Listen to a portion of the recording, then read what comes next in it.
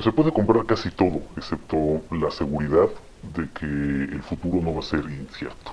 Bueno, lo que no se puede comprar es la certeza de que el futuro no va a ser incierto.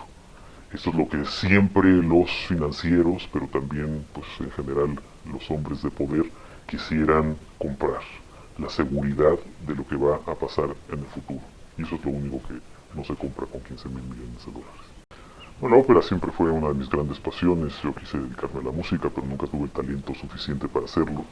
Y ya cuando tuve los recursos suficientes, decidí invertir y convertirme en mecenas de la ópera, financiando funciones de ópera en muchas partes del mundo. Y me parecía pues que era una manera natural de hablar de mi pasión por la ópera en este libro. En segundo lugar, yo nunca quise incursionar en el mundo de las letras ni de la literatura, que nunca me interesaron particularmente. Estas son mis memorias y lo único que yo quería era contar mi verdad. Mi padre fue un economista destacado a principios del siglo XX y murió un poco antes de que yo naciera, de tal manera que mi madre siempre me contó historias de él, pero historias que muchas veces probablemente no eran tan ciertas. A partir de cierto momento, con la ayuda de quien fue mi segunda esposa, Lia Levitt, decidimos rastrear la historia de mi padre, saber quién era verdaderamente. Así descubrimos pues que era asistente de Harry Dexter White, con el que estuvo ligado prácticamente toda su vida profesional. Y White es esta figura formidable en la historia de Estados Unidos, uno de los economistas más brillantes de su tiempo.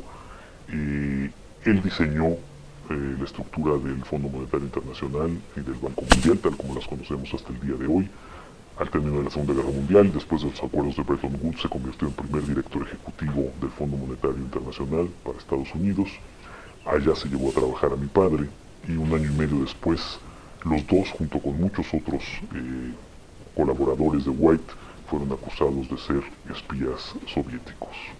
Pues hemos estado viviendo ese sistema diseñado justamente por White, por Keynes, desde entonces. Por supuesto ha habido cambios, se desechó el plan, el patrón oro en algún momento, pero finalmente la estructura de estas grandes instituciones económicas internacionales sigue siendo la misma desde entonces. Solo que hemos vivido, pues tal vez podríamos decir, tres etapas, o en el capitalismo al menos. Una en la que existía el bloque comunista, y en el que el mundo estaba realmente dividido en dos modelos económicos antagónicos. Un segundo periodo, a partir de 1991, que se desploma por completo el bloque soviético y donde vivimos en una época de excesos de liberalismo económico, lo que nosotros llamamos normalmente neoliberalismo. Y desde el 2008 probablemente estamos viviendo una nueva transición al comprobarse en el 2008 que esa utopía que existió a partir de la caída de la Unión Soviética, de los mercados desregulados, de que el Estado debía ser muy pequeño y no intervenir en la economía de ninguna forma, también se reveló ya como imposible y como pernicioso para la sociedad. Me enteré lamentablemente de que mi hija Susan ha sido puesta bajo custodia precisamente por la acusada de los fraudes vinculados con mi propio fondo de inversión. Yo lamento enormemente esta situación y simplemente esperaría que los cargos en su contra sean retirados.